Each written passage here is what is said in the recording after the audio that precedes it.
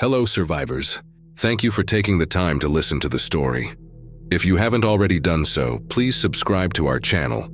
We appreciate it, and thank you in advance. Please leave the name of the city you're listening from in the comment section below. It helps us see our reach in the community. Let's start the story. My head pounded as the phone's ringtone drilled through my skull. 3:17 a.m. Nothing good ever comes from calls at this hour. "Lieutenant Walsh," I mumbled, my mouth cotton dry from too many whiskeys the night before. "Walsh, this is Commander Garrett. Report to base immediately. Full alert." The line went dead before I could respond. I stumbled to the bathroom, splashing cold water on my face. In the mirror, bloodshot eyes stared back at me. 6 years as an MQ-9 Reaper pilot, and emergency recalls still made my stomach twist. Usually, they meant someone important had been located in some distant mountain range, and we needed to put a Hellfire missile through their window. But this was different. Commander Garrett never made these calls personally. The roads to Creech Air Force Base were empty at that hour, the Nevada desert eerily quiet under a harvest moon. My security clearance got me through the gates without incident, but I noticed something off immediately. The normal buzz of the base was amplified, with personnel running between buildings and security forces positioned at every entrance. "What the hell is going on?" I asked Mills, another pilot who caught up with me in the hallway. "No idea. They pulled everyone in.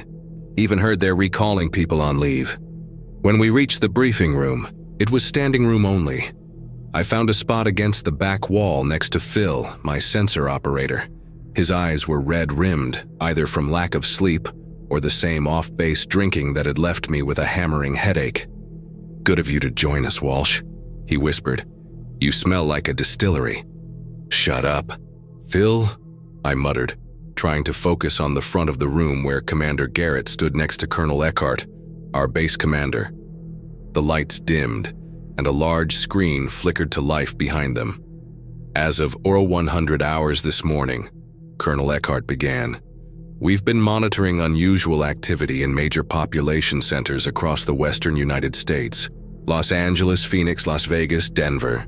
Initial reports suggested civil disturbances. The screen showed aerial footage from what looked like downtown Los Angeles. Even from the drone's altitude, I could make out people flooding the streets, cars abandoned at odd angles. At 0200, we received orders to deploy all available MQ-9s for observation and intelligence gathering. What we've found..." He paused, an uncharacteristic break in his typically unflappable demeanor. "What we've found defies explanation." The footage shifted to a tighter shot of an intersection. People weren't just running. They were attacking each other. Not with weapons, but with their bare hands and teeth.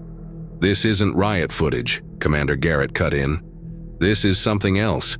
Multiple civilian and military medical authorities are reporting an unknown pathogen causing extreme aggression, cannibalistic behavior, and complete disregard for self-preservation." The room remained silent, but I felt the collective intake of breath. Everyone was thinking the same thing, but no one wanted to say it. Colonel Eckhart continued, "As of 0300, Northcom has authorized us to assist local authorities with evacuation efforts. Your drones will be identifying safe extraction routes and providing overwatch for civilian and National Guard units on the ground." Phil leaned closer. "Are they serious? This looks like a damn zombie movie." I didn't answer. My eyes were fixed on the footage now showing Phoenix. The camera zoomed in on a group of what looked like police officers firing into a crowd of advancing people. The bullets hit their marks, but those hit in the chest or limbs kept coming, only falling when shot in the head. "All flight crews report to your GCS immediately," Commander Garrett ordered. "Mission parameters will be uploaded to your systems. This is not a drill." As we filed out, the colonel added one final note. "What you see today will test your training and your humanity. Remember your oath. Remember who we're trying to save." The ground control station, our cockpit, was the same as always. Climate-controlled, dimly lit, monitors glowing. But the mission was unlike anything in my 6 years of service. Phil settled into his seat beside me, running through pre-flight checks as our MQ-9 Reaper sat ready on a runway halfway across the country. These remote deployments meant our aircraft were already positioned near potential hot zones. "You sober enough for this?" he asked, not looking up from his screens. "Getting there," I replied, adjusting my headset. "You think this is for real, not some elaborate training exercise?" "Did you see the footage? That wasn't special effects. Our drone was already airborne, controlled by the launch recovery team. Once it reached operational altitude, control transferred to us." The aircraft icon blinked on my primary flight display, indicating we now had the stick. "All right, we're live," I said, taking control. "What's our assigned area?" Phil pulled up the mission brief. "Downtown Los Angeles, we're the first eyes on ground zero. Mission is strictly observation and intelligence gathering. No engagement parameters? Not yet. Just watch and report." I guided the Reaper toward our coordinates, the drone's cameras giving us a god's eye view of a city just beginning to wake up to horror. Unlike the chaotic footage from the briefing, most of downtown LA still looked normal. Traffic moved along the main arteries, though heavier than usual for this hour. People walked the streets, but there were pockets of disturbance, small clusters where something was clearly wrong. "Tighten up on Olympic Boulevard," Phil said, highlighting a section on his screen. I adjusted our camera, zooming in on what looked like a car accident. 3 vehicles were crumpled together at an intersection, but it was the behavior of the people that caught my attention. Instead of helping the victims, a man in a business suit was attacking someone on the ground. Several bystanders stood frozen, just watching. "Control, Reaper 7. We have an assault in progress at Olympic and Figueroa. Civilian attacking what appears to be an accident victim." "Roger, Reaper 7. LAPD has been notified. Continue monitoring." As we watched, 2 police officers arrived on scene. They approached cautiously, hands on their holsters. When the man in the suit didn't respond to commands, one officer moved to pull him off the victim. The attacker whirled with surprising speed, lunging at the officer. "Jesus," Phil muttered as both officers drew their weapons. Even from our altitude, I could see the hesitation in their stance. Trained professionals suddenly uncertain. The man lurched toward them, and they fired. The impact of the bullets knocked him back, but only momentarily. He staggered forward again. "He took at least 4 rounds," I said in disbelief. The officers retreated, firing until the man finally collapsed. But the disturbing scene was only beginning. The original victim, a woman in what had been a red dress, rose from the ground, moving with the same awkward motion as her attacker had. "Control, be advised, we have a situation developing," I reported, trying to keep my voice professional despite the surreal horror unfolding below. "Individual appears to have survived multiple gunshot wounds and is now attacking first responders." "What exactly are we looking at, Reaper 7? I hesitated. Using the word felt absurd, unprofessional, but there wasn't another term that fit. "Control, this appears consistent with zombie behavior.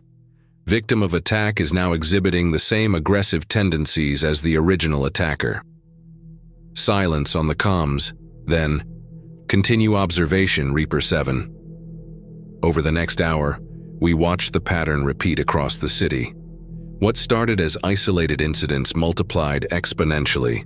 Each victim became a new attacker. Traffic ground to a standstill as drivers abandoned their vehicles. Emergency services were quickly overwhelmed, and all the while, most of the city remained oblivious, going about their morning routines just blocks from carnage. "Check the hospital," Phil said suddenly. I shifted our view to Los Angeles County General. The emergency bay was in chaos. Ambulances queued with nowhere to unload. Medical staff rushed between vehicles, and inside some of those ambulances, patients were turning on the paramedics. "They're bringing the infected right to the hospitals," Phil said. "It's spreading fastest in the medical centers." He was right. The hospital was becoming a hot zone before our eyes. Staff and patients poured out of exits, pursued by figures that moved with terrible purpose. Some ran to their cars, others weren't fast enough. "Control, medical facilities are being compromised citywide," I reported, watching similar scenes unfold at 3 other hospitals within our visual range.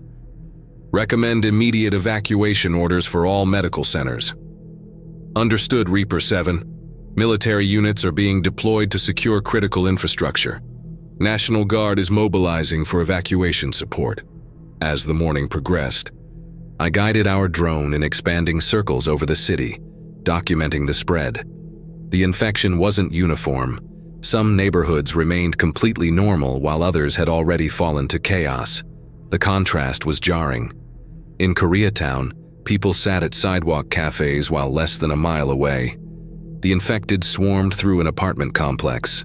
"They don't know," Phil said quietly. "Most people have no idea what's happening yet." He was right.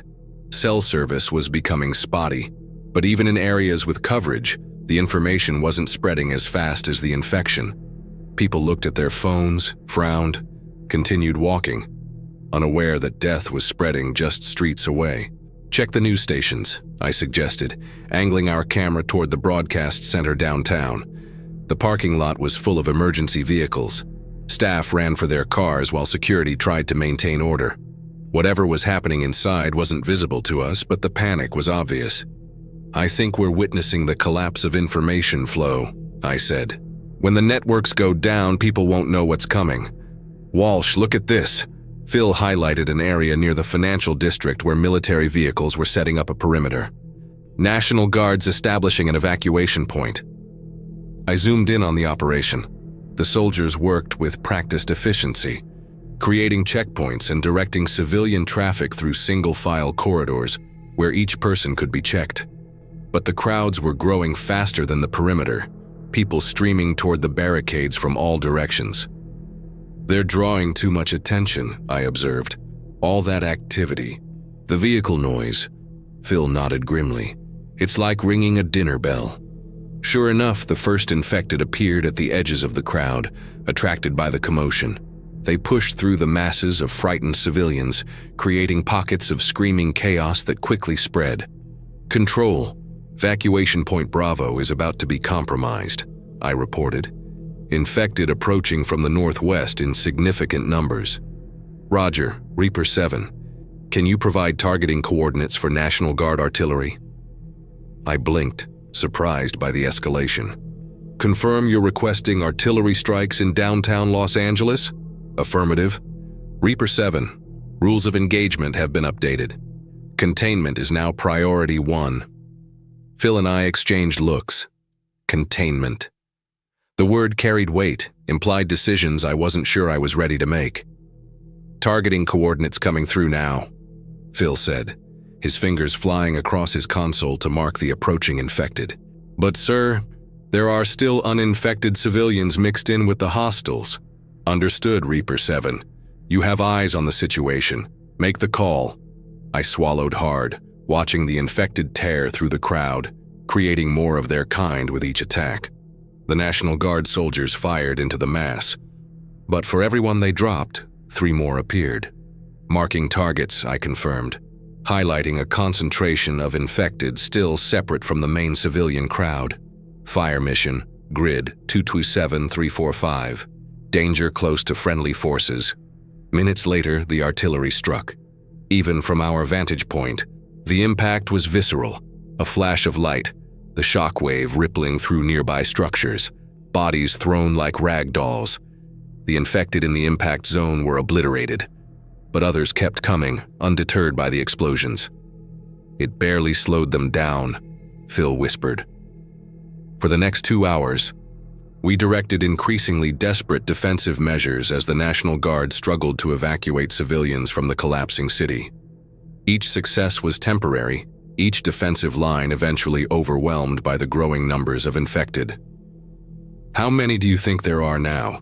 Phil asked as we surveyed the spreading chaos. I studied the thermal imaging that showed body heat signatures throughout the city.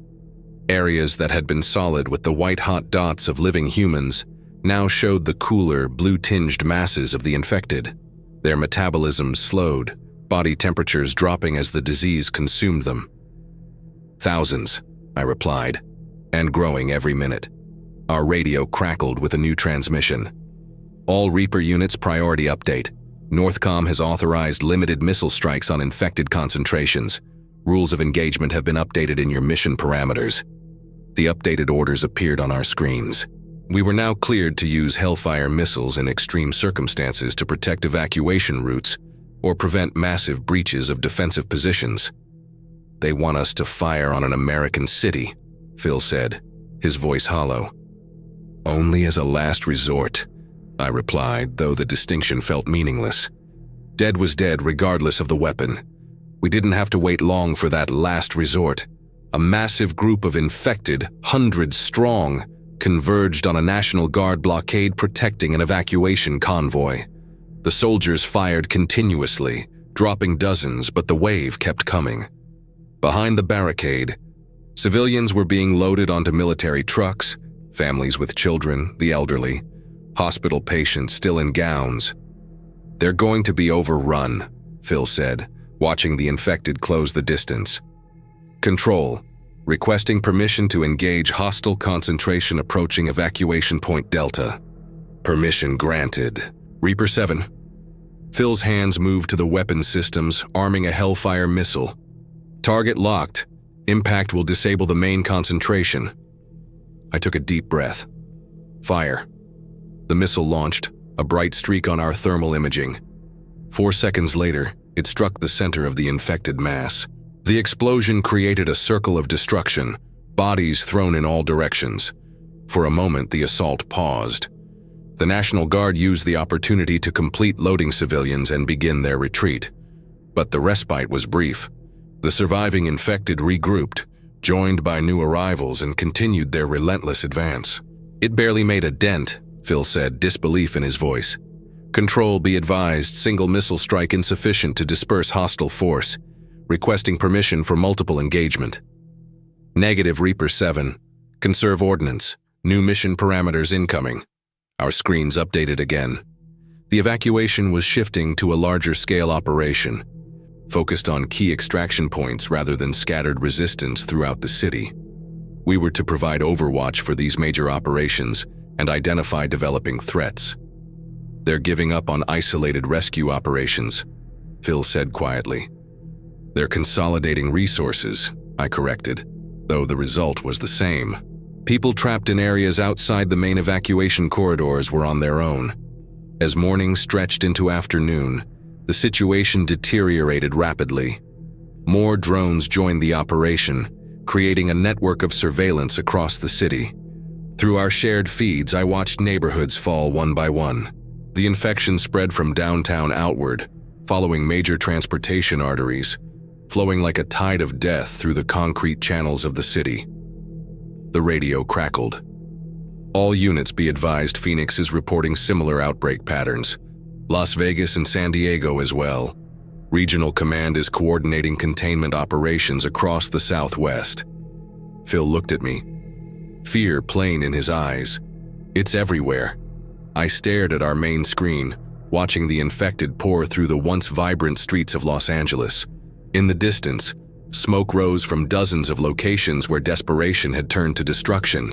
The city was dying before our eyes, consumed not by fire or flood, but by its own citizens, transformed into monsters by an incomprehensible disease. "Control, Reaper 7. Requesting clarification on long-term containment strategy," I transmitted, needing to understand what came next. After a long pause, "Reaper 7. Be advised, Operation Firebreak is being implemented in zones beyond evacuation perimeters. You will receive updated targeting parameters shortly." I didn't recognize the operation name, but the implications were clear. They were going to burn it all down. "What the hell is happening, Walsh?" Phil asked, his voice barely a whisper. "How did we go from normal to this in less than 12 hours? I had no answer. Outside our sterile control room, inside our screens, the world was unraveling at a pace that defied comprehension. And we were watching it happen, fingers on triggers, powerless to stop it, but empowered to destroy. Our shift continued with Outbreak, mission parameters constantly updating as the situation evolved. Hour by hour, I watched Los Angeles transform from a living city to a battlefield, and finally to something else entirely. A hunting ground where the infected outnumbered the living, where rescue gave way to containment, where hope dwindled with each passing moment. Colonel Eckhart entered our GCS around hour 6, his face drawn with exhaustion. He leaned over our shoulders, silently watching the feeds for several minutes before speaking. "You're doing good work, Walsh. The intel you're providing is saving lives." "Is it enough?" I asked, not taking my eyes off the screen where a family was barricaded on the roof of their home, the infected clawing at the access door. "It's all we can do right now," he replied. "HQ wants you to maintain this position. You've got the clearest picture of the spread patterns." "Understood, sir," I said, though what I really wanted to ask was whether anyone actually understood what we were facing, whether there was a plan beyond watching civilization collapse through the clinical remove of a camera lens. As if reading my thoughts, Eckhart added, "We're still in the first hours of this thing. Right now we're triaging, saving who we can, containing the spread. The scientists need time to understand what we're dealing with." "And if they can't find answers?" Phil asked. Eckhart's silence was answer enough. I turned back to my screens, guiding our Reaper in a slow circuit above the dying city. Through our camera, the horror took on an almost abstract quality. Tiny figures fleeing, others pursuing, all of it rendered in the cold clarity of high-definition video. Yet each pixel represented a life, a death, transformation from human to something else. 6 years behind these controls, and I'd never felt the weight of distance so acutely. I was a watcher, powerless to intervene except through the crude instrument of destruction. A joystick in my hand, a screen in front of me and on the other side of the world. Only this time, the world was my own. "Reaper 7, this is Control. Adjust camera to grid reference 1142208. I guided our drone toward the new coordinates, trying to ignore the burning in my eyes. We'd been at the controls for nearly 8 hours, watching Los Angeles disintegrate piece by piece. "Walsh," Phil murmured beside me. "Check the hospital parking garage." I zoomed our camera in on the structure, a 7-story concrete monolith now serving as an impromptu fortress. National Guard troops had established a defensive perimeter on the 3rd level, using vehicles as barriers. Civilians huddled behind them while soldiers fired down at the mass of infected trying to climb the entrance ramps.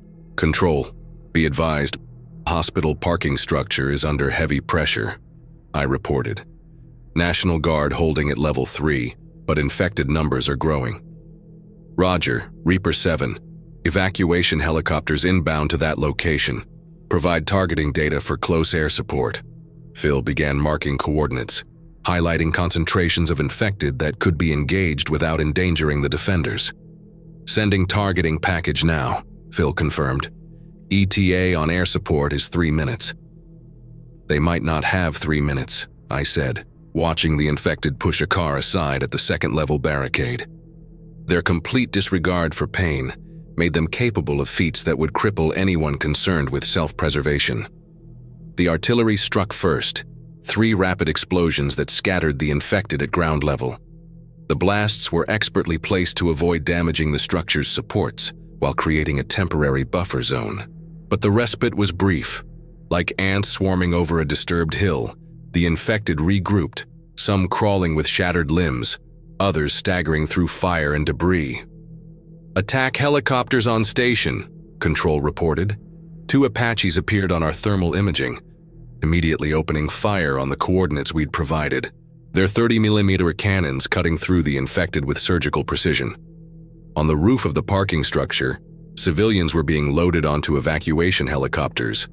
Military Blackhawks and civilian craft pressed into emergency service. "Reaper 7, stand by for new mission parameters," Control said.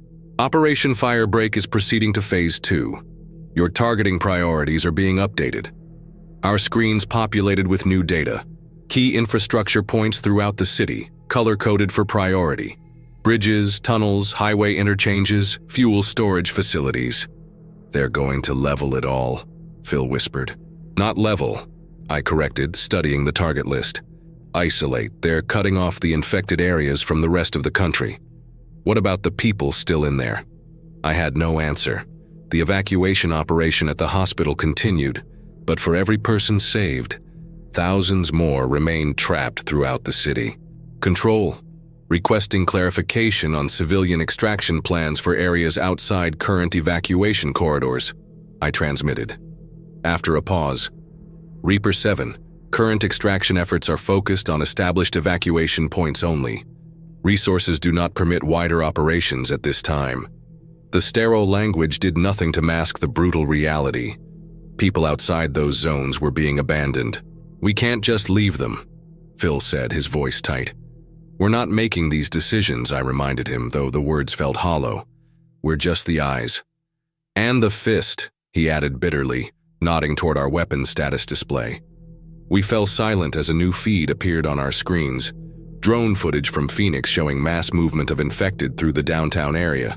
All Reaper units, Northcom has authorized full containment protocols for Phoenix metropolitan area, Control announced.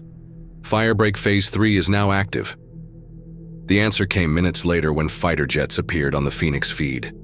They released payloads that looked too small to be conventional bombs. The explosion that followed confirmed my worst fears. White-hot bursts of light followed by expanding fireballs that engulfed entire city blocks. Incendiaries, Phil breathed. They're burning it all. I couldn't tear my eyes away. The fires spread rapidly, consuming buildings, streets, everything in their path. There would be no survivors in those zones, infected or otherwise. Control, I said, my mouth dry, confirm Los Angeles containment protocols. Phase 3 authorized for Los Angeles containment zone as of 1100 hours, came the response. 4 hours from now. 4 hours. That's how long the remaining residents of Los Angeles had before their city was deliberately burned around them. New contact, northeast sector, Phil reported suddenly. Appears to be a civilian helicopter, unauthorized flight path. I adjusted our camera to track the aircraft. A small news helicopter flying erratically through the downtown airspace, weaving between buildings at dangerously low altitude. Control. We have a civilian aircraft violating the no-fly zone, I reported. Reaper 7, all unauthorized aircraft are to be considered compromised. You are cleared to engage. Engage? Phil's head snapped up. It's a news chopper. As we watched, it descended toward a high-rise apartment building where people were visible on the roof, waving desperately. They're trying to rescue civilians, I realized. Reaper 7, confirm you are engaging the unauthorized aircraft, Control pressed. I took a deep breath. Negative, Control. Aircraft appears to be conducting civilian rescue operations. Requesting override on engagement order. Phil and I watched as the helicopter hovered near the apartment building's edge, people climbing aboard one by one. Reaper 7, be advised that unauthorized evacuation efforts may transport infected individuals outside containment zones, Control responded. You are ordered to prevent that aircraft from leaving the containment area. The implication was clear, shoot them down if they tried to escape. Copy, Control, monitoring aircraft movements. The helicopter took on as many people as it could safely carry before lifting away from the building. The roof was quickly being overrun by infected pushing through the access door. They're turning west, Phil noted as the helicopter banked away. Heading toward the coast, outside the containment zone. Control, civilian aircraft is attempting to exit the containment area with rescued civilians. Please advise on non-lethal deterrence options. Negative, Reaper 7. If aircraft continues current course, you are authorized to engage. My hands tightened on the controls. Phil, check if we can raise them on emergency frequencies. No response. Their radio might be damaged or turned off. The helicopter continued westward, flying barely above rooftop level, likely trying to avoid detection. Walsh, Phil said. We can't do this. I stared at the screen, at the tiny aircraft carrying people whose only crime was wanting to live. Control, be advised, Reaper 7 is experiencing technical difficulties with weapons systems, I transmitted, deliberately creating static. Unable to engage target at this time. The helicopter disappeared from our primary view as it flew beyond our assigned sector. I adjusted our course slightly, keeping it just within range of our side cameras. Control, we've lost visual on the unauthorized aircraft, I reported, continuing primary mission. For the next hour, we maintained our observation of the evacuation operations. The infected continued to grow in number, drawn by noise and movement like predators sensing wounded prey. Reaper 7, adjust to Sector 310-4A45, Control ordered. Multiple civilians reported at apartment complex requesting extraction. I guided our drone to the new coordinates, where we found a group of about 20 people barricaded on the top floor of a luxury apartment building. They'd spelled out "help" with furniture on the building's pool deck. "Control, confirmed civilian presence at reported coordinates," I transmitted. "Approximately 20 individuals, no visible infected in their immediate vicinity." "Roger, Reaper 7. Stand by for extraction assessment."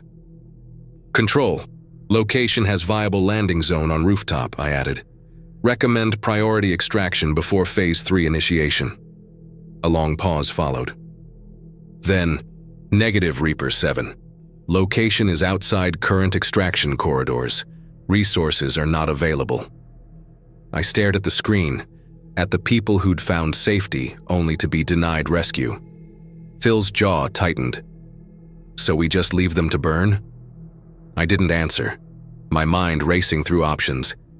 The apartment building was far from any current evacuation point, but relatively close to the coast. "If they had a vehicle," I said quietly to Phil, ensuring my microphone was off, "they could make it to the coast before Phase 3. Phil understood immediately. "I'm seeing what looks like an underground parking structure on the east side of the building," he said, speaking for the official record now. "Multiple vehicles still present. Movement on the ground floor," Phil reported minutes later. "Looks like they're trying to reach the parking garage." I adjusted our camera angle. A small group had indeed left the safety of the upper floors. From our vantage point, we could see what they couldn't. Infected approaching from several directions. "They're going to be cut off," I realized. "Control, requesting permission to eliminate hostile concentration at grid 310-447 to protect civilian movement," I transmitted. "Reaper 7 confirms civilians are attempting unauthorized evacuation." I hesitated. "Negative, Control. Civilians appear to be relocating within the building to a more secure position. Infected presence threatens their current shelter." Another pause. Then, "Permission granted for limited engagement. Single Hellfire authorized." "Target locked," Phil confirmed. "Impact will disable the main concentration without structural damage to civilian location." "Fire." The missile struck its target perfectly, eliminating the largest group of infected approaching the building. We watched as the civilians reached the parking garage and eventually emerged in 2 vehicles. They navigated carefully through the debris-strewn streets. "They're heading west," Phil noted quietly as the vehicles disappeared from our view. "Think they'll make it?" "I don't know," I admitted, "but they have a chance now." Our radio crackled with a new transmission. "All Reaper units be advised, Phase 3 initialization has been moved up. I repeat, Phase 3 will commence at 0930 hours. Phil checked his watch. "That's less than an hour from now."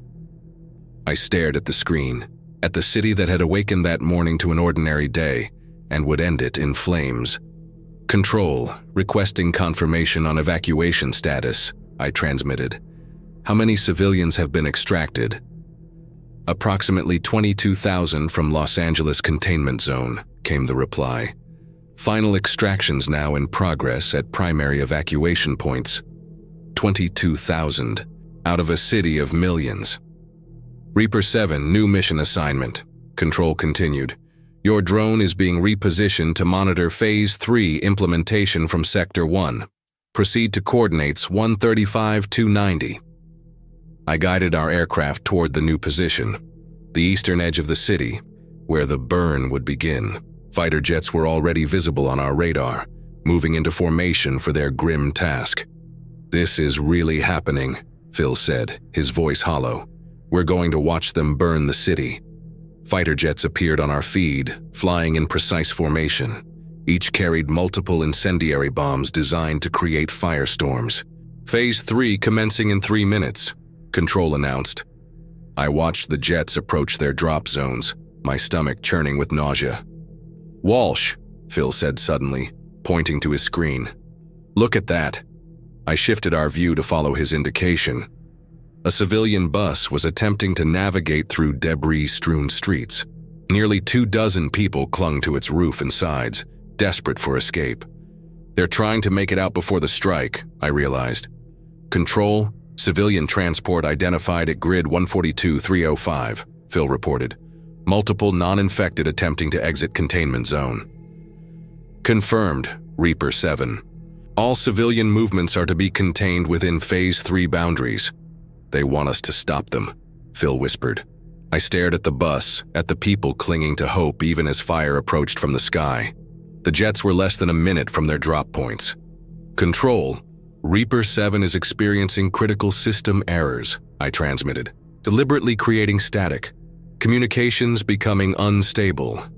Reaper 7, repeat last transmission, you're breaking up. Phil looked at me. Walsh, they'll court-martial you for this. Probably, I agreed, continuing to create false interference. Control, we unable to system failure, attempting to restart.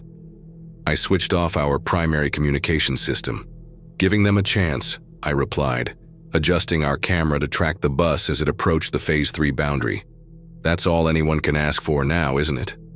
Phil hesitated, then nodded firmly. System failure cascade confirmed, he said loudly, as if for a recording. Together we watched the bus reach the boundary of what would soon become an inferno. It crossed an intersection, broke through a hastily established police barricade, and continued westward, away from the approaching jets and their deadly cargo. They made it, Phil said quietly. The first bombs fell 30 seconds later. Even through the clinical remove of our camera feed, the destruction was staggering. The incendiaries detonated above the city's eastern districts, raining fire that caught and spread with terrifying speed. My God, Phil whispered. We watched in silence as Los Angeles burned, the flames advancing with methodical precision. The fire created its own weather, drawing air inward to feed its hunger, generating heat so intense our infrared sensors had to adjust repeatedly. Manual communication systems now online, I announced after several minutes, reactivating our primary channel. Control, this is Reaper 7. We experienced a temporary systems failure. We're back online now. Reaper 7, confirm your operational status, Control demanded, suspicion evident in the transmission. Fully operational, Control. Continuing surveillance of Phase 3 implementation. If they doubted our convenient failure, they didn't press the issue. For the next 2 hours, Phil and I watched the city burn. The fire formed a precise semicircle, consuming exactly what military planners had designated the containment zone. As our shift neared its end, Colonel Eckhart entered our GCS. He stood behind us in silence for several minutes, watching the feeds with us. You two have been at the controls for over 12 hours, he finally said. Your relief is waiting. Sir, I began, not sure what I wanted to say. Eckhart's hand settled briefly on my shoulder. We'll debrief tomorrow. Right now I need clear heads on the controls and you two need rest. Phil and I stood, our bodies stiff from hours of tension. As we prepared to hand over to our replacements, Eckhart added, whatever you think of today's operations, remember this. You saved lives. Not as many as you wanted to. Not as many as any of us would have chosen to save. But some. In this new world, that might be the best we can hope for. Outside, the Nevada desert stretched before us, vast and unchanged. The mountains in the distance stood as they had for millennia, indifferent to human catastrophe. Somewhere beyond them, cities burned. People died. The world transformed. You think anyone will believe what happened today? Phil asked as we walked across the base. I thought about the news helicopter we'd let escape, about the bus that had made it past the containment line, about all the things we'd seen through our screens, the heroism, the horror, the moment when civilization began to unravel. Someone has to, I replied. Otherwise, what was the point? I used to fight wars from a distance. A joystick in my hand, a screen in front of me. Targets on the other side of the world. I'd launch missiles into deserts and mountains, then go home in time for dinner. But this war? It came home.